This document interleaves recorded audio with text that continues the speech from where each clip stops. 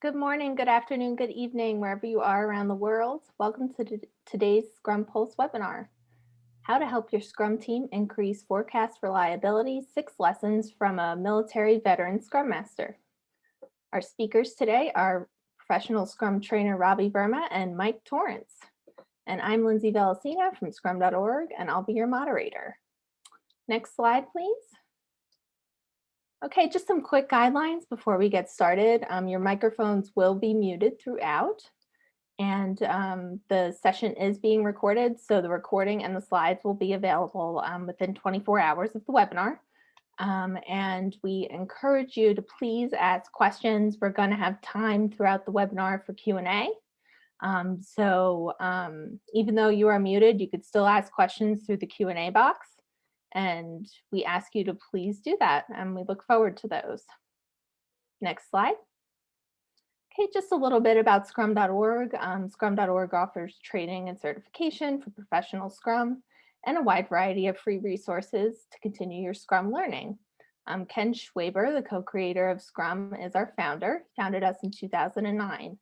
You can learn more about our courses, certifications, and our resources on our website. Feel free to check that out after the webinar if you haven't already. With that, that's all I have. So I'll hand it over to our speakers. All right. Thanks, Lindsay. My name is Ravi Verma. I'm a Scrum.org professional Scrum trainer and the founder and org whisperer at Smooth Apps. And I've got a very wide variety of practical experience implementing Scrum principles, values, and practices in a diverse set of industries. Mike, next slide, please. And Mike is one of my students who has made me the proudest of the work that I do. Mike is a US military veteran. I met him, I think, in Jan 2019. Mike is a graduate of a program called Agile for Patriots, where we partner with Scrum.org to provide free Scrum training and Scrum certification and practical experience to US military veterans and spouses. So as you can see by all the certification that Mike has got, he is, he gets Scrum. He gets Scrum. And as you are about to find out that Mike not only gets the theory of Scrum, but he has put it into practice in real world companies to solve real world problems. And he's going to share some of his real world experiences in a few minutes. Mike, next slide, please. I want to set some context. The Agile Manifesto says agility is about individuals and interactions over processes and tools. So although in this presentation, Mike is going to share some complementary practices, some processes, and some tools that he used to help his organization improve forecasting, what I want you to understand is a couple of things. One is, if you don't have the right culture, if you don't have the right interactions with the right individuals, there's a high probability that none of the things that Mike shares with you are going to work in your context. The bedrock of success was culture. And the bedrock of culture was the Scrum.org curriculum and the Scrum.org way of thinking. So the organization was, what shall I say, was permeated with Scrum.org thinking in the way that key decision makers, key thinkers, leaders had already gone through the Scrum.org trainings. They had taken the free Scrum.org exams. They had passed the final exams. And this was an ecosystem inside of which Mike's team was one kind of micro ecosystem. So I want to explain something that we did a lot of work over 4 years to create an ecosystem which was conducive to agility. And if you copy paste just the practice that Mike shares in your context, it may or may not work. If it does not work, one possibility could be that you may need to do some surrounding work in the surrounding ecosystem. All right, next slide, please. So with that, that's the context. There was a 4-year journey, and we are going to zoom in to that 4-year journey, and there's a 1.5-year journey, and Mike is going to talk about his part in his team and walk you through some challenges, their response, the experiments they conducted, and the outcomes that they created in the area of forecast reliability. So Mike, with that, I'm going to pass the ball over to you. Please take it away. All right. Thank you, Ravi. Hello, everyone. Thanks for joining us. As Ravi mentioned, I came in already in a journey that was taking place within our organization. I came in to work with my Scrum team, and I got about 1.5 years worth to the end of 2020 working on a specific project. So a lot of what we tried here is within that specific context. So we came across several different, challenges throughout that time. And I'll go through these and show you some of the things that we tried that reaped a lot of really good fruit. So one of the things that we had a challenge with was a good sprint, and we identified that sprint planning was not in good order.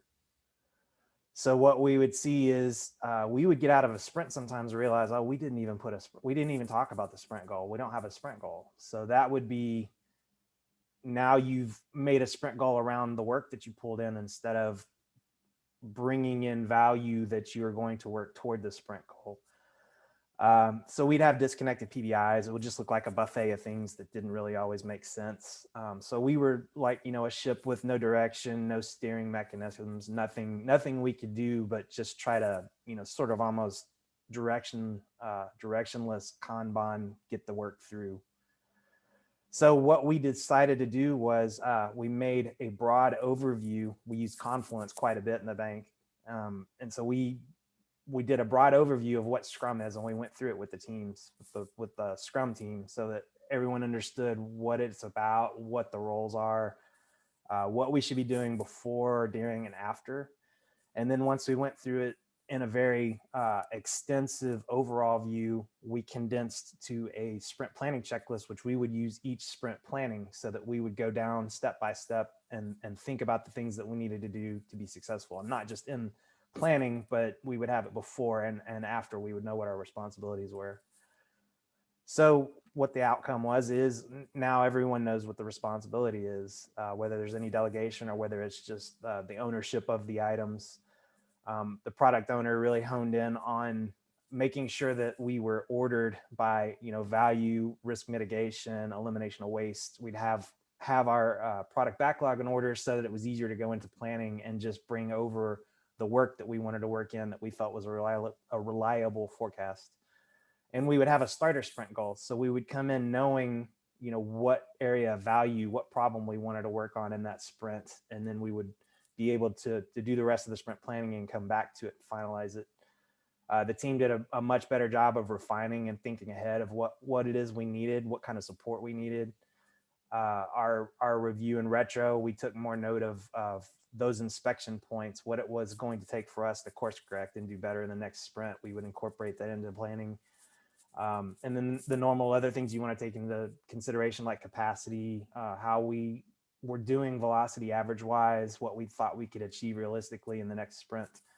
And we really wanted to hear from our developers instead of, we had a tight deadline we wanted to meet. So instead of trying to dictate how fast we wanted to go, we wanted to know what the developers actually felt comfortable that they could do and identify anything that would be holding them up. So we really wanted to put some weight on a vote of confidence, like how confident are you that this forecast could be met and that we can meet our sprint goal. So it really turned the team around, and it got us in a better flow of value. So one of the things we wanted to do throughout this presentation is for each section, entertain maybe a question along the way, and then we'll also have the Q&A at the end. So are there any questions here before we move on?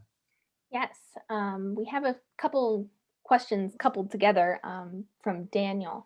And he asks, how many people were on the team? Were they geographically dispersed? And were you a full-time Scrum Master? I was a full-time Scrum Master. I was a contractor at the time, and everyone was located in the same vicinity right there. This is before COVID. started. So we actually went to great lengths to be co-located in the same area. We had a team of 8 developers, and because of the importance of our project, we also had some automation testers. We had some business testers that were allocated directly to the team so that we could make this flow happen faster. Ideally, obviously, in a Scrum team, there's just the product owner, Scrum Master, and the developers. So we really worked to make sure that they didn't have different identities, that we worked as a team to get the flow through. So we might have had the luxury of having some testers, but we didn't take that responsibility away from the developers. We asked them to get everything done together. Right, great. I think we have a lot of content here. So we are getting a bunch of questions coming in. We'll try to answer some more at the end, but why don't we keep moving through the content, and then we'll go back to questions as they come up. Okay, sounds good. Thanks.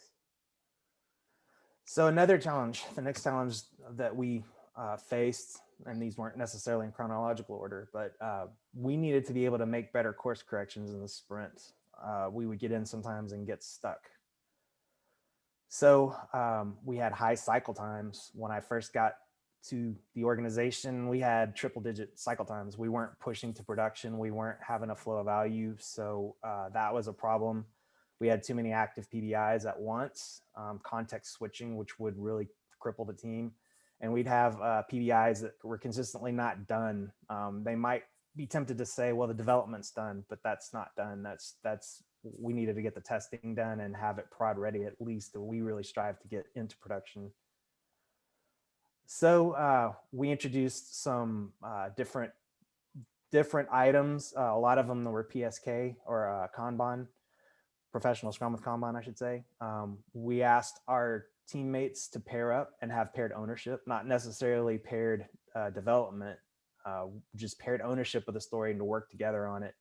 We put in WIP limits to not have them spread out, just to have them focus in on one item, get it done, and then move to the next one. And the sprint backlog obviously was in order of value, so it was easier to go down and keep the value flowing that way.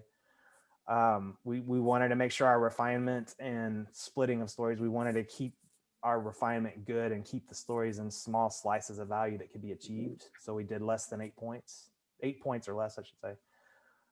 We did a daily forecast. Hey, how are you feeling about the forecast at this point? We're 20, 30, 40, 50% through the sprint. What are you thinking about the value we're delivering?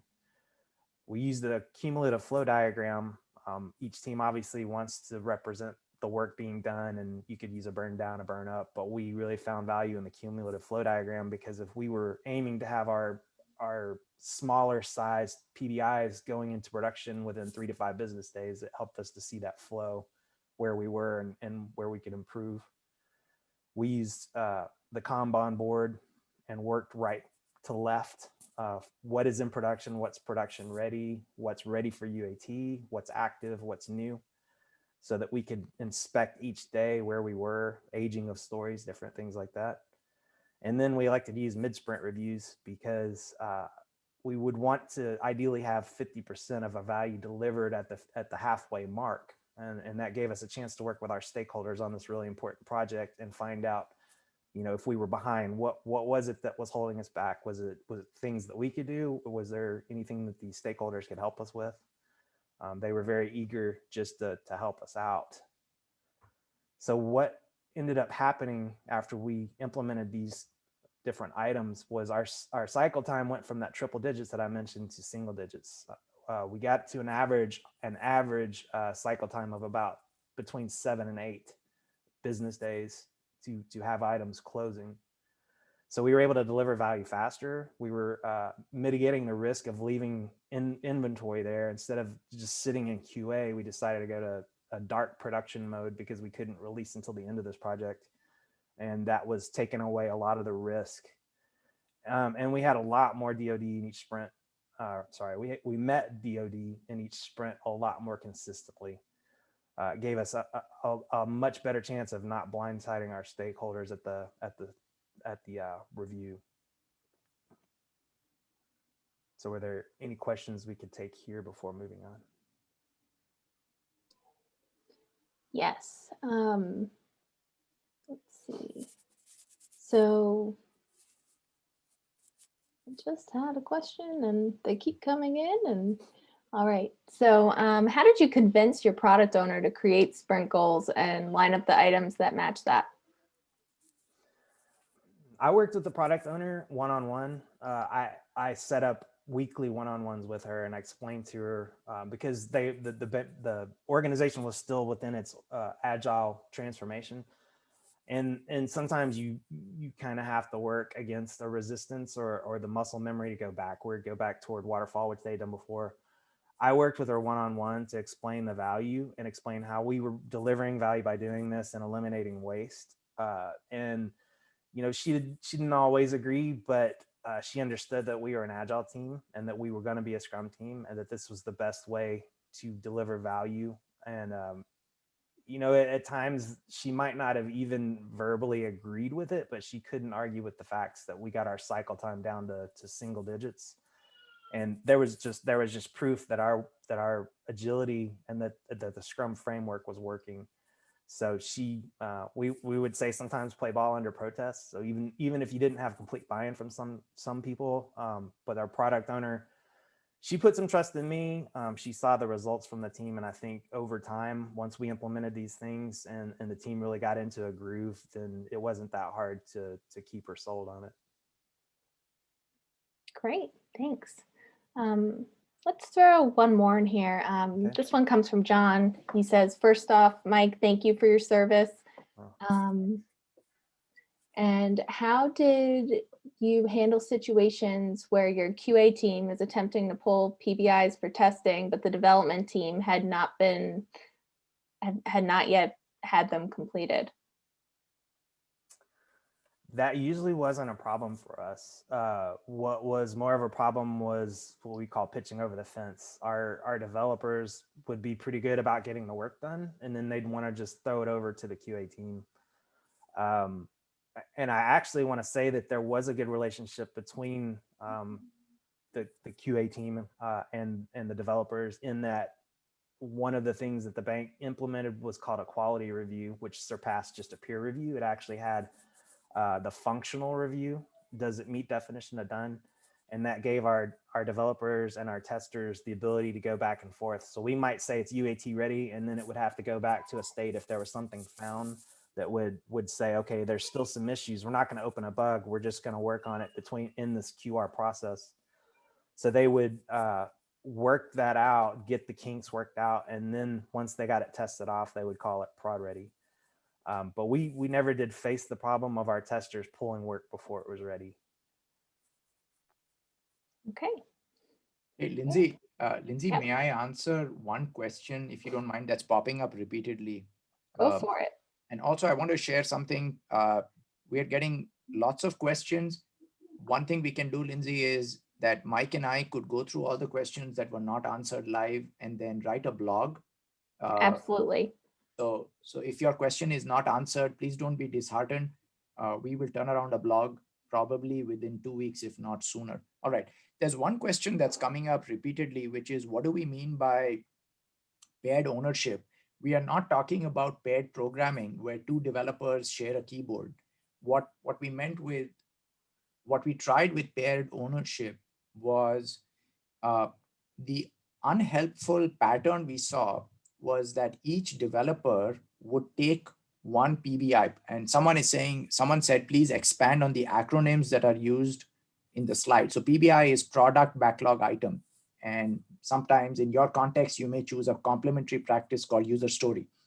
The unhealthy practice or not unhelpful practice we saw is if there were 7 or let's say 7 developers, when you start the sprint, the work in process or the WIP or work in progress, that goes immediately to 7. So if you go to Azure DevOps, you'll see 7 items which are now in progress because each developer took one item. The problem is when you do this, cycle time kept increasing. It was like a mini waterfall. So nothing is done. And then suddenly on the last day of the sprint or the second last day of the sprint, there was an avalanche. And one unhealthy practice was there is a testing specialist, but all the coding specialists dumped everything on the doorstep of the testing specialist. And now that poor person is screwed because in one business day, they're trying to do the testing that 7 people did over 8 business days, like 56 days of testing in one day. Doesn't work. So we put a constraint. We told people, 2 people, at least 2 developers, more is merrier. At least 2 developers must take complete ownership of taking a product backlog item all the way from in progress to deployed in production. Do what you need to do, self-organize, but your responsibility is to get it all the way to deployed in production. So when we talk about paired ownership, that's what we mean. And we got tremendous resistance from people because the traditional thinking is the more you start working on, the more output there will be. And it's very counterintuitive based on Little's Law, which is something we learned in the professional Scrum with Kanban course, that actually, if you choke the work in process, cycle time decreases and counterintuitively throughput increases. So anyway, I wanted to talk about paired ownership, what we meant, and it's not the same as paired programming. So Mike, back to you. Okay. I'll go ahead and go to the next section. So the next improvement idea we came up with to meet a challenge was minimizing single points of failure. So one of the other things that Ravi just mentioned is working in silos. We would have team members who were really strong in a particular area, and rather than sharing that knowledge across the team, the person would work on those particular types of stories. So it'd be backend or C#, .NET. We tried to remedy that, get them to work on different varieties of stories and work together and transfer that knowledge, but it was too little too late. We had an individual leave with the bulk, if not all, of the back-end knowledge on the team. And that was an eye-opener. The team was crippled when we were trying to leave sprint planning. They had a very low confidence vote for finishing the forecast. And so we dug into that. Why is it? Well, we don't know how to do this. Okay, wow. So that was eye-opening.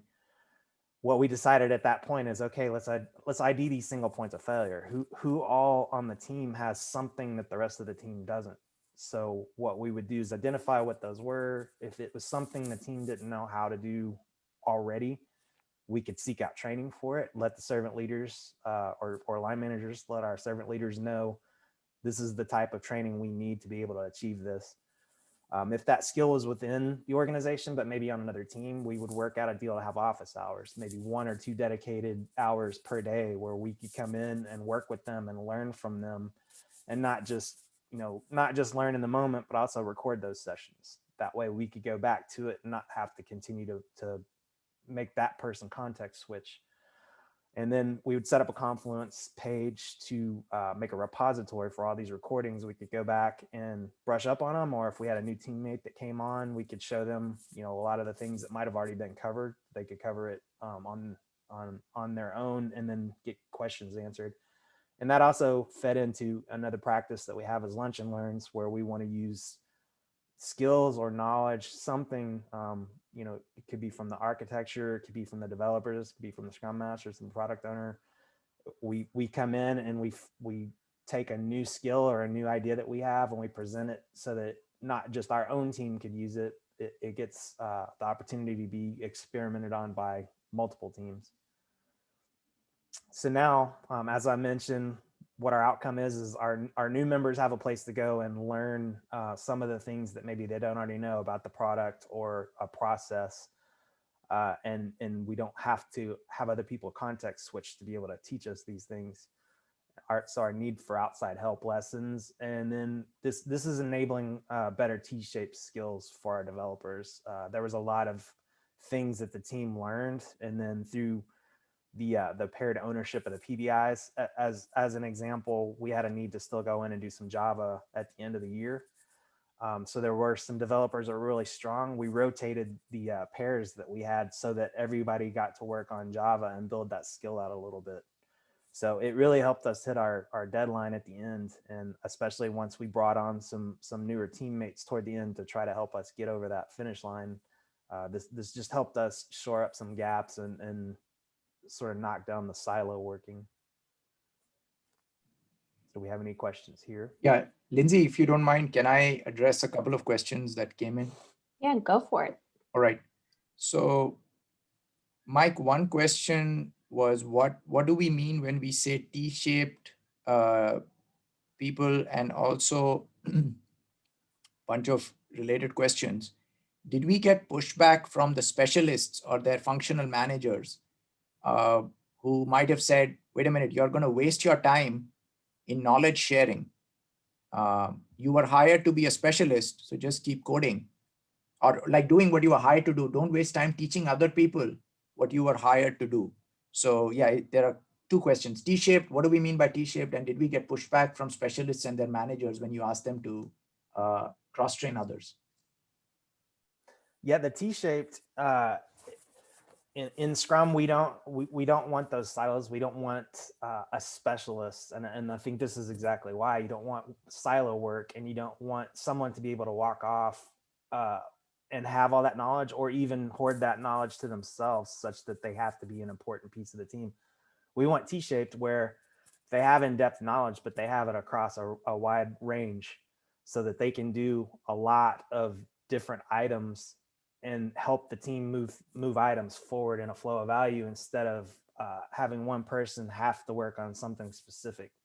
And that there was a lot of expertise in certain areas for certain people, and that's what we were trying to break down, is to get that skill set, maybe not to the in-depth knowledge that that person has, but if that person wants to go on vacation or gets sick, we can't have the team stuck. The team needs to be able to do a wide variety of things. So that's that T-shape. You have in-depth knowledge, but you also, it goes across some different areas. You're not just one person working on back end or front end.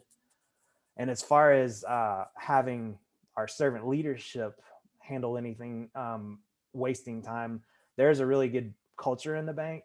And we don't just view our Scrum team as one team with a goal. We viewed the entire IT department, all the Scrum teams, as a bigger team that needed to get somewhere. So every team, when there was a need on another team, we would do what we could to not context switch. But sometimes, in this instance, we lost someone with strong back end capabilities, and there was someone who was really strong on another team. We weren't just going to backfill this person with another strong back end developer. We wanted to teach the team to be able to handle this on their own. So our leadership understood that one of those things might have been training, but it also might have been setting up some time from that other person where it minimizes the context switching, but it allows us to get the help that we need. And then that recording was just so that we lessen the context switching. We didn't just keep going back and asking the same question. So we actually had buy-in, and I think that's a culture plus for us. I think we're in a very good culture in our leadership, so they didn't view it as a negative. Yeah, I want to complement what Mike was saying. So the first thing is, without rock solid support from the CTO, none of this would be possible. So the CTO understands that value doesn't come from maximizing work in progress. Value comes when we deploy things to production and the target users can use that functionality to make money or save money or reduce risk. So the CEO is challenging the organization to minimize cycle time, maximize value, and maximize quality. And if we are able to pitch to the CTO, here is a complementary practice that will assist us in achieving the goal. The CTO says in no uncertain terms, this is what it's important. This is why it's important. Without support from the CTO, none of this is possible.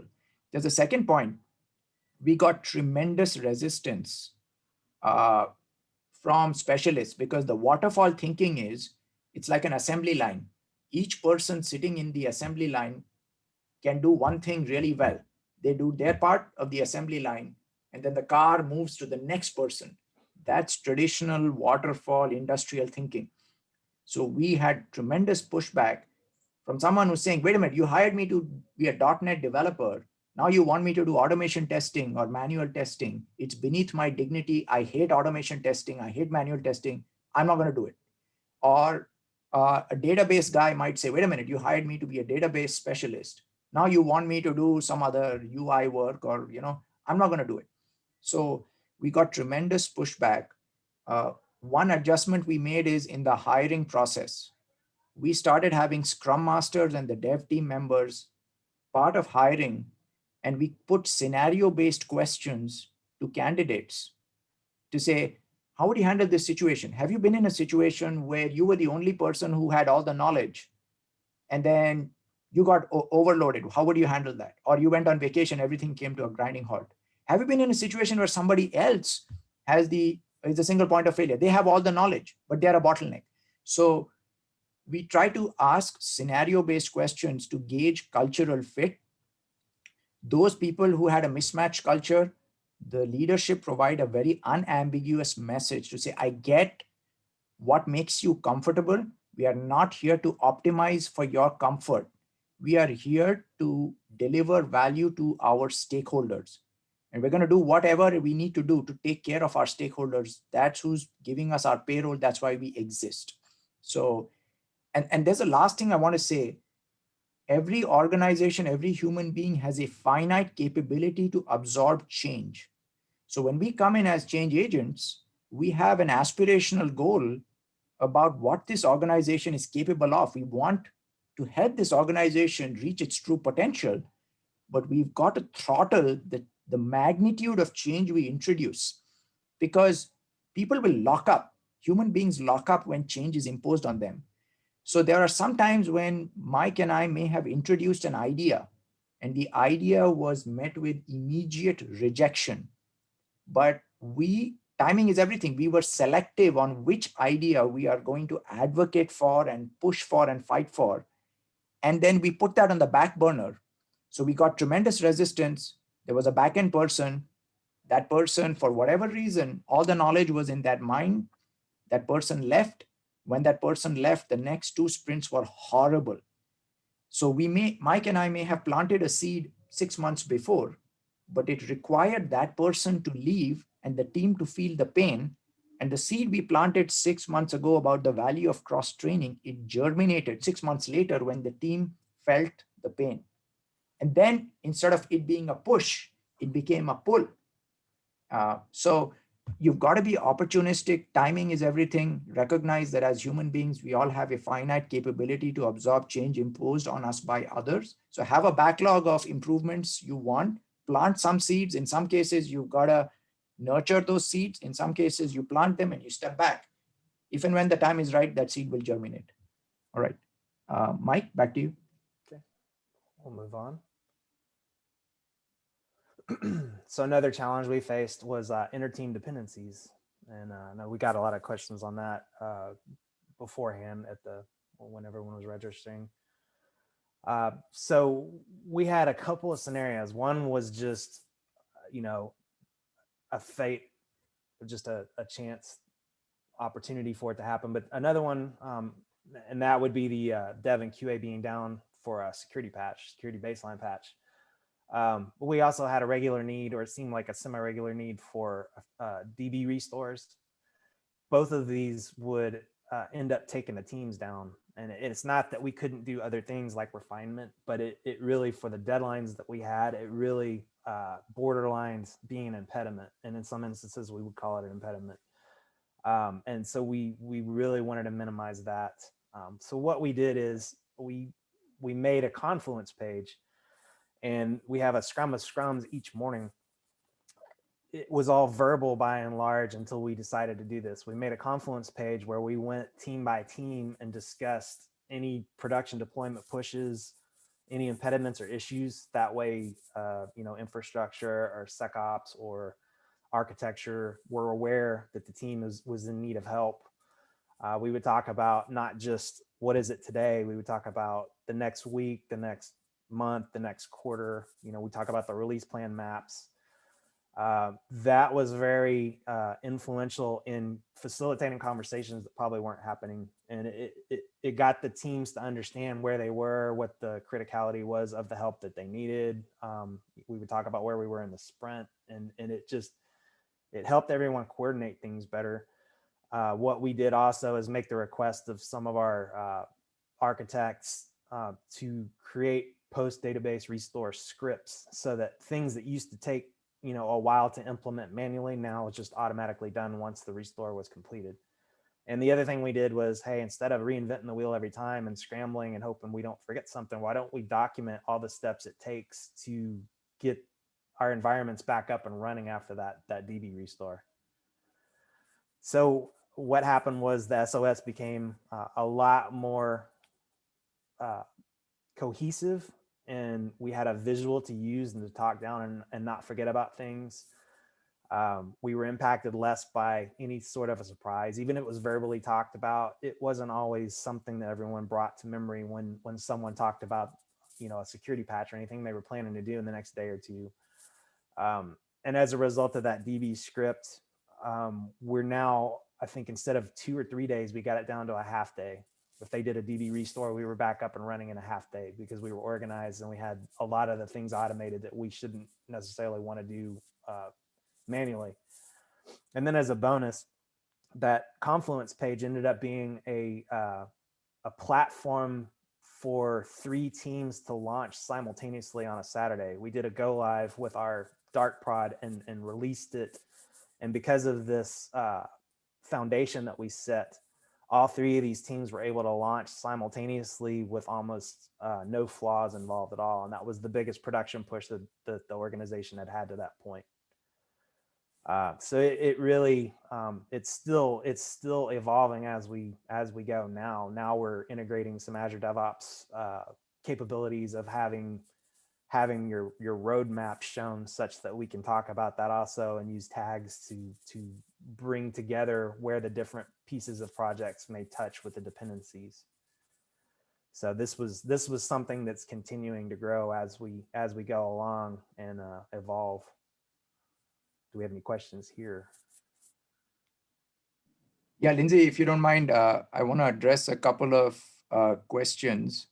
So Mike, I'll share my thoughts, and if you could complement what I said. So there are a bunch of questions on scaling frameworks. So there were multiple interdependent Scrum teams working on multiple interdependent products, and together these products create a platform. And so it was like multiple, ships.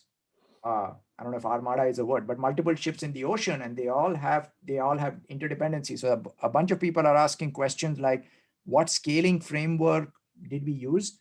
We did not use SAFe or any scaling framework, but we heavily used, so we used a complementary practice called Scrum of Scrums. And as we implemented this complementary practice, which is every morning, at least one technical representative from every Scrum team and complementary teams, which may or may not be using Agile or Scrum, they get together in the morning. And very briefly, it's kind of like a daily Scrum at an organizational level. Each team representative shares, okay, here's what we've done, here's what we are about to do, here are some dependencies, so-and-so may get impacted, what am I missing? So that is a way to elevate transparency at an organizational level. And we were heavily influenced by the Scrum.org scaling framework called Nexus. So we started using practices from Nexus, Nexus Daily Scrum. Again, I'm not saying we are using Nexus. We stole a practice of Nexus called Nexus Daily Scrum, and we combined it with Scrum of Scrums.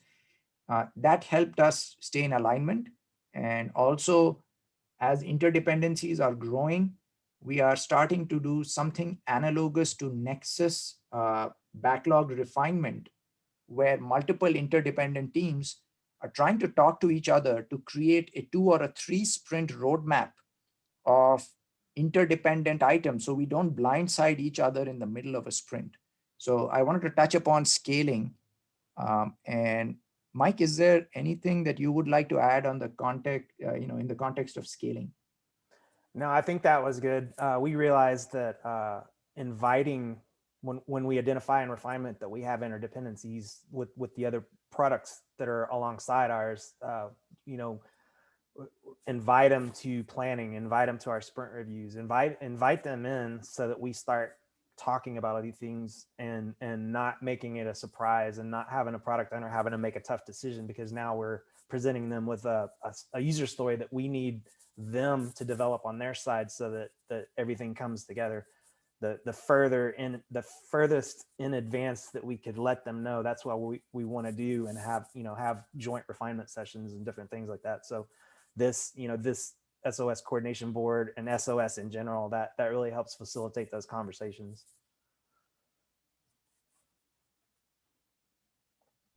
All right, very good. Thanks, Mike. Mhm. Let's move on. Okay. So our next challenge, better production deployments. As I mentioned, we had that massive go live event late last year. We needed a plan so that we weren't just trying to wing it or do things off the top of the head. We knew overlooked items would be a possibility, and putting this together each time. This wasn't the first go live effort. It was probably about, since there were 3, it was probably the 3rd, 4th, and 5th of the year. But continuing to do things from scratch really just didn't make sense.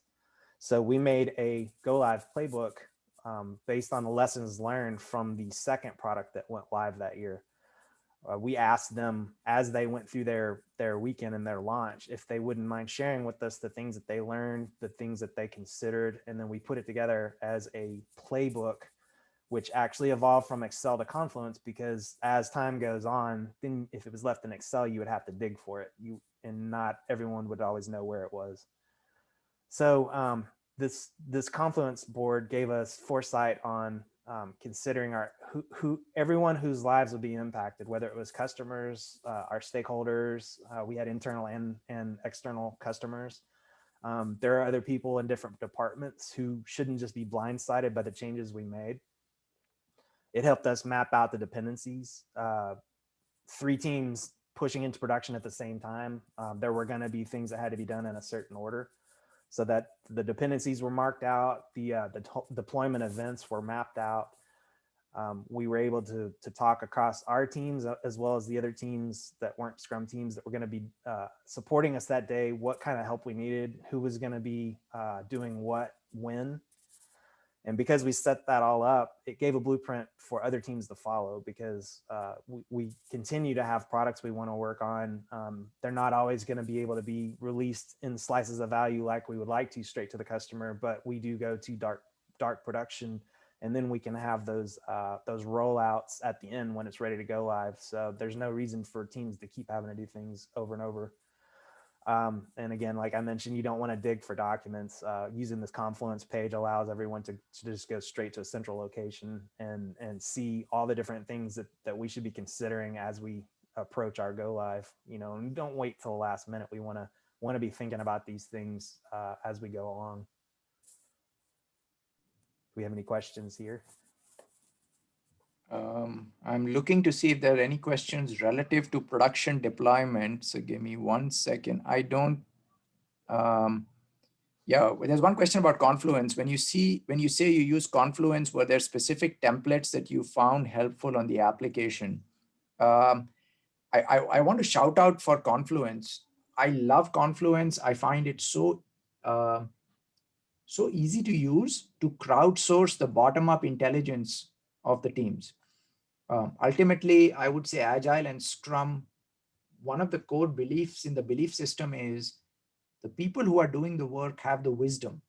And if we can use processes and tools as a way to unleash the awesomeness of the team and simplify tapping into the wisdom, the bottom-up intelligence of the team, nothing like it. So that's what we used for Confluence. In terms of the template, I don't know, Mike, if we used a specific template. It was just a simple table. The table was, there's a team, maybe there's a row for teams or columns for, okay, who do you impact?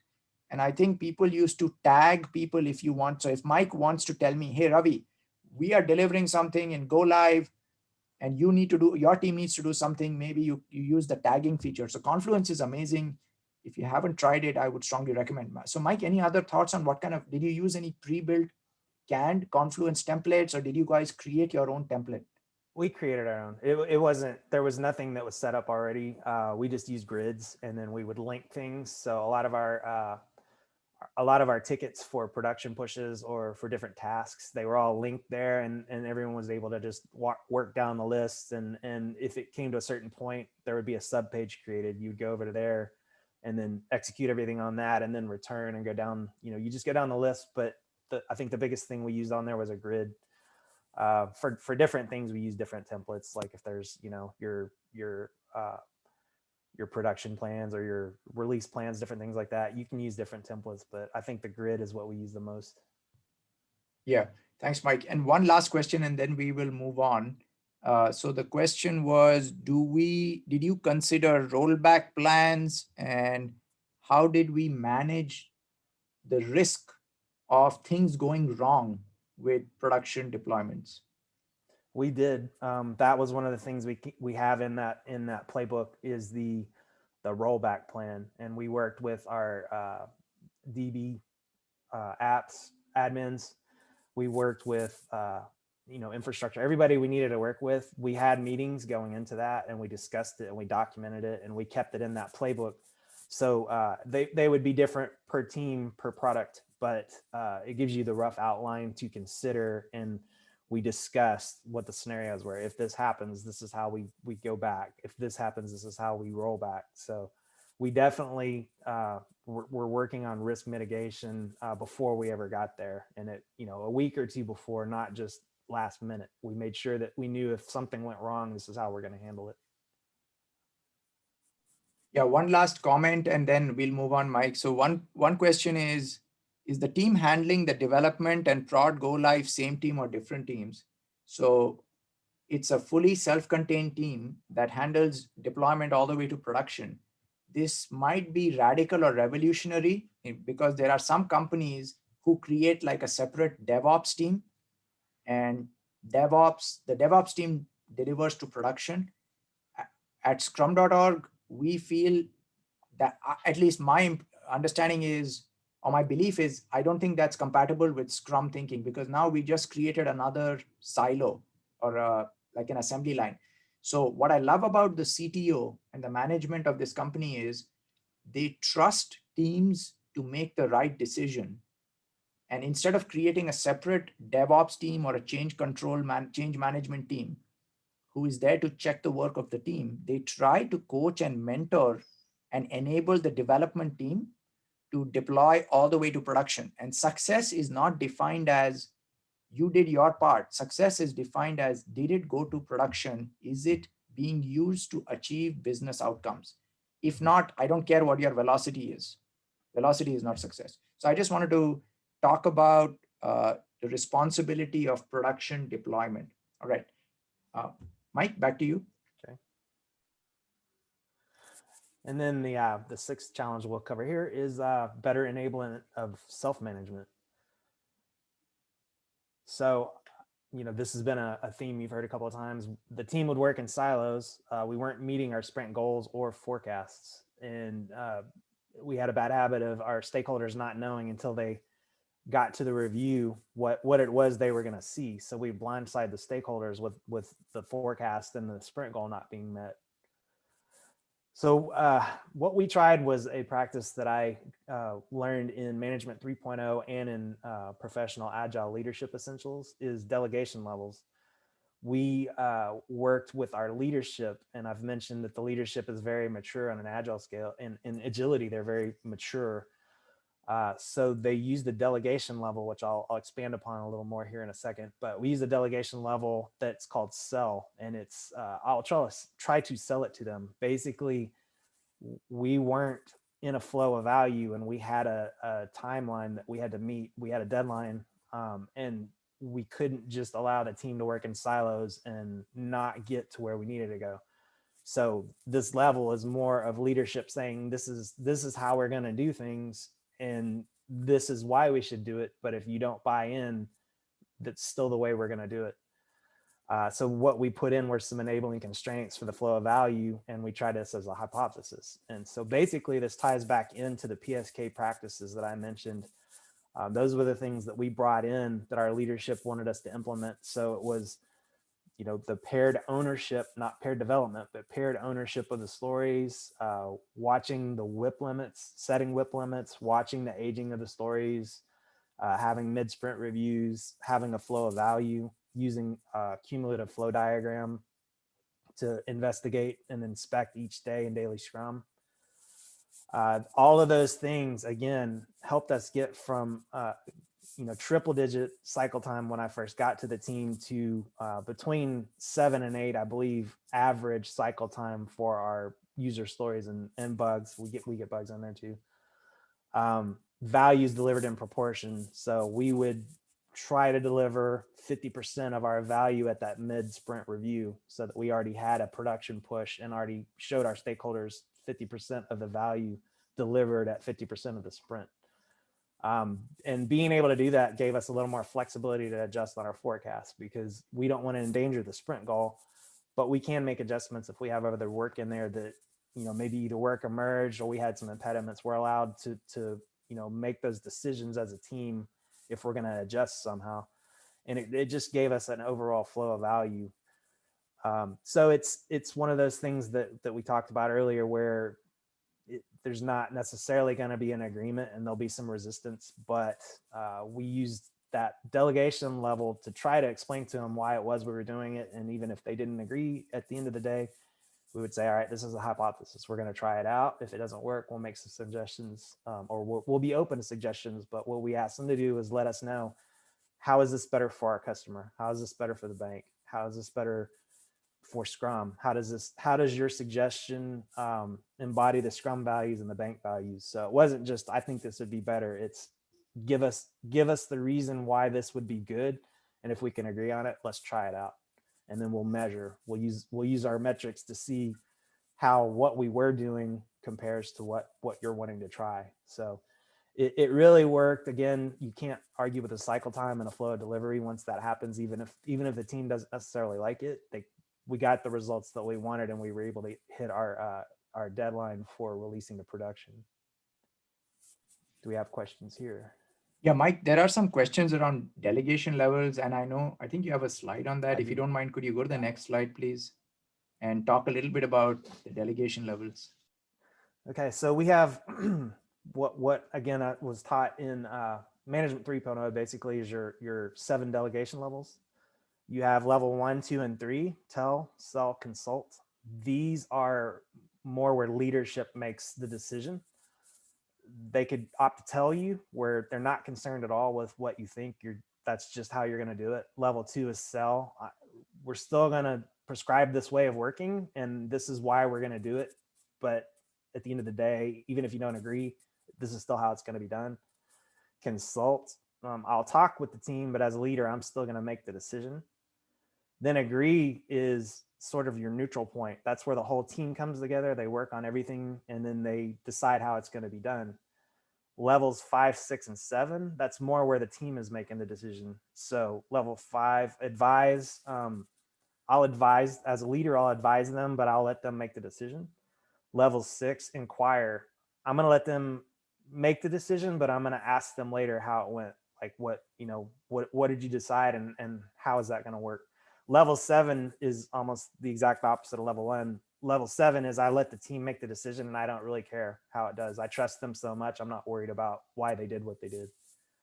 So, you've potentially heard of delegation poker. These are the levels that you could use as a team to decide how different aspects of Scrum might be used, or agility. Who could potentially be a delegate and take on some of the work. It can be used also in this instance for the team is off track a little bit. What delegation level do we need to use to get them back on track? If we were to use, level 4, I think we would have stayed in silos. If we'd stayed in level 3, it probably would have been a little bit longer in coming to a decision on where it would have worked and benefited us to hit our deadline and to get a flow of value. So we worked with level 2. which was just to let the team know, hey, this is what we're going to do. This is why we're going to do it. And hopefully it makes sense to you. But even if it doesn't, we need you to try this. We're going to try this as a hypothesis. And the hypothesis ended up working. It was exactly what we thought would happen, did happen. So we stuck with it until we hit our go live date. All right. Thanks, Mike. We're approaching the end of our time. I will just address one comment and then toss it back to you, Mike. One question is, if you have a fixed end date, is it good to work in Agile Scrum in such a case? Because business would keep pushing on the deadline and quality would take a toll. So, so my thought is you can use fixed date, fixed cost, variable value work. You can deliver fixed date, fixed cost, variable value work in Scrum because the knob that you adjust is not quality. We had backing from the CIO, the CTO. There was an enterprise definition of done and the team definition of done, which was non-negotiable. But when you have a fixed date release, then we coached the product owner to prioritize or focus on what is the what are the most valuable product backlog items within the constraints of the date and the constraints of the team members. So anyway, there is a common myth that Scrum does not work for fixed date or fixed cost releases. My preference actually is to fix the date and to fix the team size and actually coach the product owner to adjust the value. All right, we are running out of time, Mike. So back to you. If we could start wrapping up, please. Thank you. Okay. Yeah, and just as you can see, the things that I learned and that we used were predominantly from the Professional Agile Leadership Essentials course, the Professional Scrum with Kanban course, and Management 3.0. And the rest of them were just complementary practices that that you use to help the teams improve upon agility, and they coexist with Scrum. I don't know if we allotted enough time here for all our questions, but as Ravi mentioned, we can continue to take the questions and perhaps address them in a blog. Lindsay, your thoughts, turn it back over to you from a time management perspective. Where would you like us to go next? Yeah, so if you could just go to the next slide. Please feel free to check out our Learning Pass on the Scrum.org website. There's a lot of great free resources there and videos, other webinars, white papers. So please check that out to continue your learning. And next slide. And then as always, you can always check out our forums and our social media channels. If you go to scrum.org/webcasts, you can see our calendar of upcoming webinars. We have quite a few scheduled and we have more coming in the coming weeks. So please check those out and register for more content. And with that, I would like to thank Mike and Ravi for an awesome session here. There were a lot of questions that did come in, and as they mentioned, they will answer them either directly via email or through a blog when we're done here, so in the coming weeks. So thank you both so much for joining us today, and thank you to all of you for spending an hour of your time. Thank you. Lindsay, one last comment. Sorry, go ahead, Mike. I was just saying, thank you very much for having us. Thank you for joining us today. Yeah. And one last comment, Lindsay, if I may. If I see a common pattern in all the questions that come up, it's all about how do I solve real world problems using Scrum? My advice is take a Scrum.org workshop, because all of our workshops are based on a case study that travels the path of a typical product release or a project.